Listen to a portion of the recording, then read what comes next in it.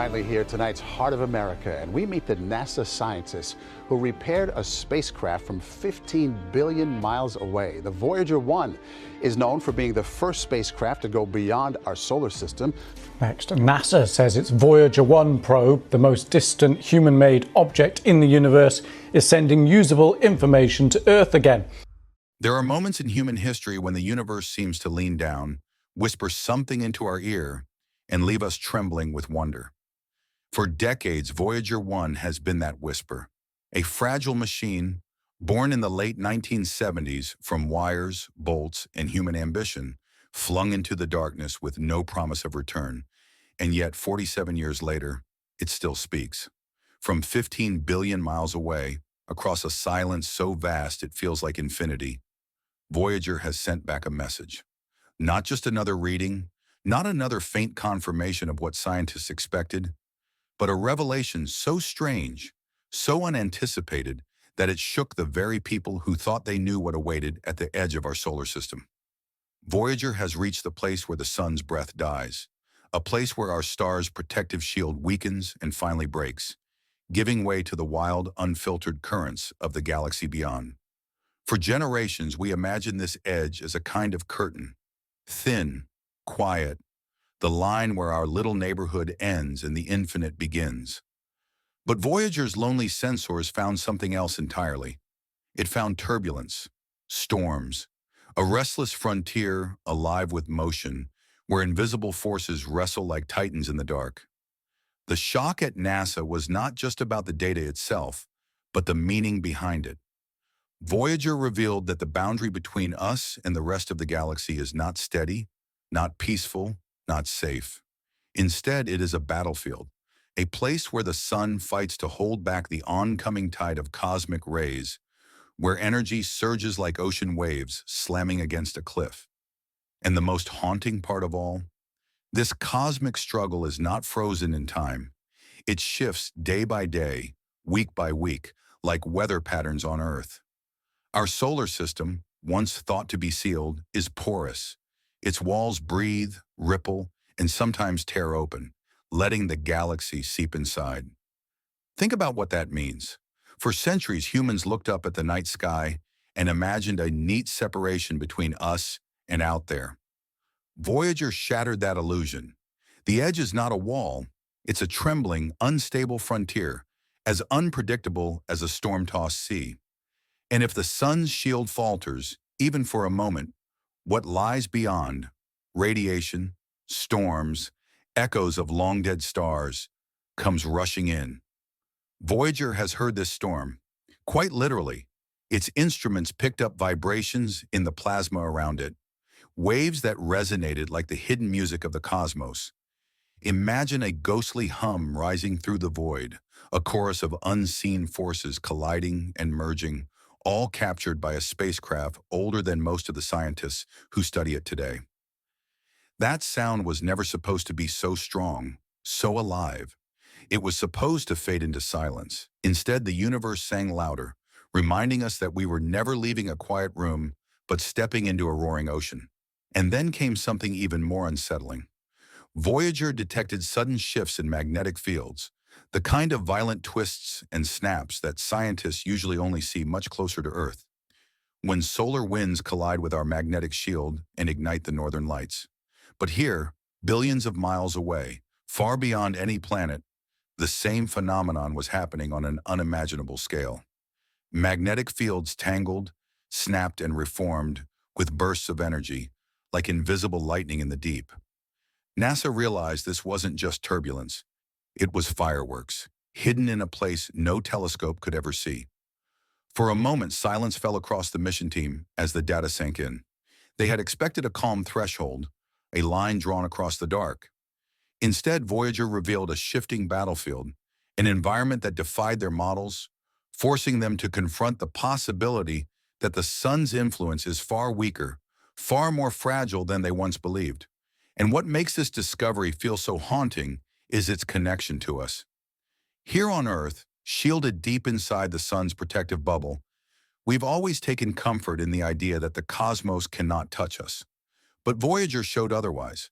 Cosmic rays flood through this boundary, not as a gentle drizzle but in sudden bursts, slipping through weak points like knives through armor. These are not just abstract dangers. Cosmic rays are among the most destructive forces in the galaxy, and the sun's shield is our only defense. What Voyager found suggests that this defense is not constant, not reliable. It fluctuates, it breathes, and sometimes it leaks. The implications are staggering. If these fluctuations ripple inward, they may alter more than just the safety of future astronauts. They may touch our atmosphere, our climate, perhaps even the story of life itself. NASA scientists, hardened by decades of data, found themselves shaken, not because the discovery was terrifying, but because it was humbling. The solar system, our supposed fortress, is not an island sealed off from the galaxy. It is part of a larger struggle, exposed in ways we never imagined. And perhaps the most poetic part of all this is that Voyager, this fragile, aging machine, was never designed for this. It was never supposed to make it this far. Its computers are laughably weak compared to a smartphone, its instruments long outdated, its power dwindling to a flicker. And yet, against all odds, it survived.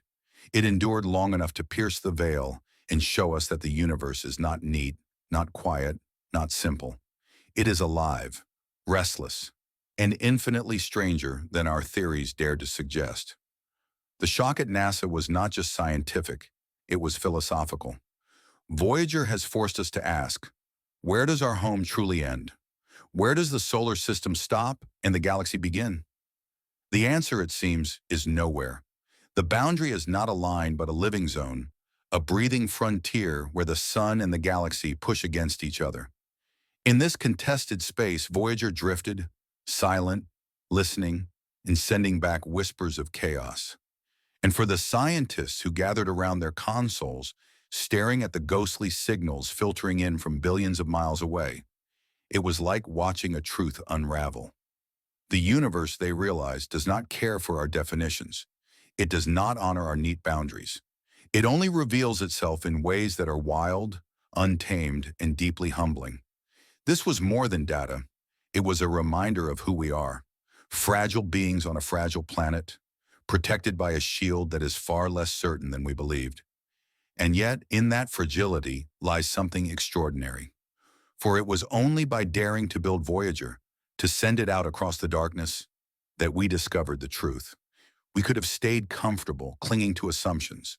But Voyager's endurance has proven once again that the universe rewards those willing to reach beyond.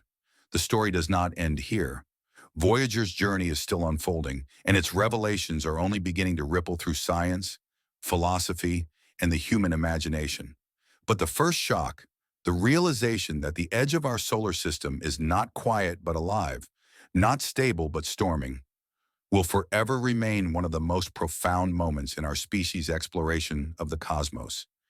And as you listen to this story, somewhere out there, Voyager is still moving, still whispering, still drifting through a battlefield of forces we can barely comprehend, carrying with it the faint heartbeat of humanity.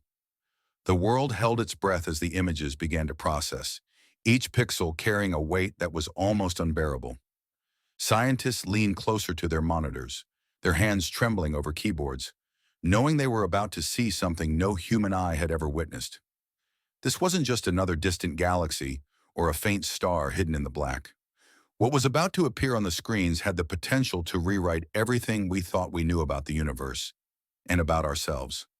At first, it looked like nothing more than a faint smear of light, blurred and fragile, as if the universe itself were hesitating to let us see. The room stayed silent. No one dared to speak. The smear grew sharper, stretched into a shape that didn't fit the language of galaxies or nebulas. It was structured, deliberate, patterned. The silence became suffocating. Everyone knew deep inside, they weren't just looking at cosmic dust. They were looking at something made. The data stream grew stronger, feeding more detail into the image. What emerged was vast, impossibly vast, larger than entire planets. Its outline defied simple description. It wasn't circular. It wasn't square. It wasn't anything the human mind could easily fit into geometry.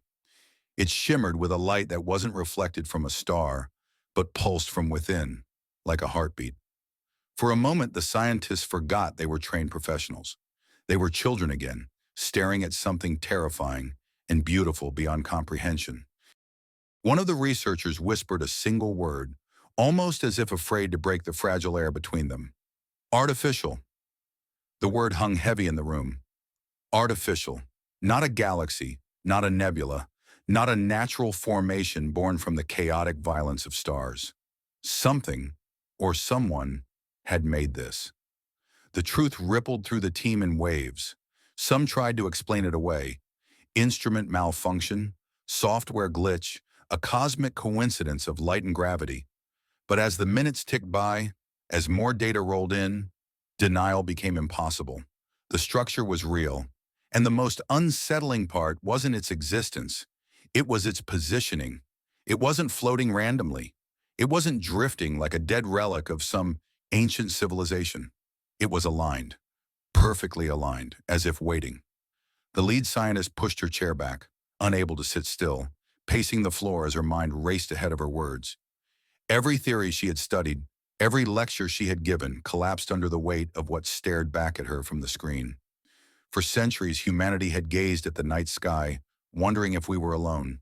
Tonight, the sky had answered back, not with a whisper, but with something so bold, so undeniable, it shook the foundation of human history. News of the image didn't stay contained within the lab for long. Word leaked, as it always does. Screens around the world began to fill with speculation, blurry screenshots, claims of hoax, cries of wonder. Social media caught fire, governments scrambled behind closed doors, and billions of ordinary people looked up at the night sky with a new, unsettling awareness. Suddenly, the stars weren't just distant points of light, they were windows, and something was staring back. In living rooms and cafes, in lonely bedrooms and crowded streets, people felt the same chill. The universe was no longer silent. Humanity was no longer the sole dreamer in the dark. That image, the shape, the impossible structure, became more than just data. It became a mirror that forced us to ask the one question we had always feared the answer to. What else is out there? And what do they want? As the world tried to absorb what the James Webb Telescope had shown us, silence fell over humanity in a way it hadn't for centuries. Wars, politics, petty arguments, they all seemed to shrink against the enormity of that one image. For the first time, the human race looked outward together, united by awe and fear. We weren't staring into a void anymore. We were staring at a presence. In the days that followed, more data poured in. The structure wasn't just immense, it was ancient. Its outer layers carried scars of time itself. Radiation burns from nearby stars, fractures that stretched like rivers across its surface. But beneath the scars, it still pulsed, alive in some way we couldn't yet comprehend. Some said it was a machine. Others insisted it was a vessel. A few whispered what no one wanted to admit aloud. It looked like a beacon. And then came the signal. It was faint at first, so faint that some dismissed it as background noise. But as computers filtered the static, patterns began to emerge. Rhythms, pulses, a cadence too precise, too intentional to be random. Across the lab, the atmosphere shifted from disbelief to dread. We weren't just looking at a structure anymore. It was speaking. Governments moved quickly to seize control of the discovery. Messages were locked behind classified walls, scientists were silenced, and secrecy became the new currency. But it was too late. The truth had already escaped into the world's collective consciousness. People knew, everyone knew, something out there had sent us a message, and humanity had no choice but to listen. What terrified us most wasn't the question of who was speaking, it was the question of when. The signal wasn't a greeting, it wasn't an introduction, it wasn't even directed solely at us. It was a countdown. Across the globe, fear became a shadow that never left. Some clung to hope, believing this was a test, a call to prove ourselves worthy, a cosmic invitation. Others braced for something darker, an arrival that could strip away everything we had ever built. Religions reshaped their scriptures, philosophers tore apart their beliefs, and ordinary people looked at their children differently, wondering what kind of future, if any, waited for them. Nights grew heavier. Telescopes turned skyward. Every flicker of light, every shift in the black, felt like a warning. And somewhere in the deepest silence, beyond the veil of stars, the shape still pulsed, waiting, watching, reminding us that the universe is not empty and that we are not alone. What the James Webb Telescope revealed was more than just a picture. It was a reminder that the story of humanity is still in its opening chapters. We thought we were the explorers. We thought we were the ones searching. But maybe, just maybe, we are the ones being found.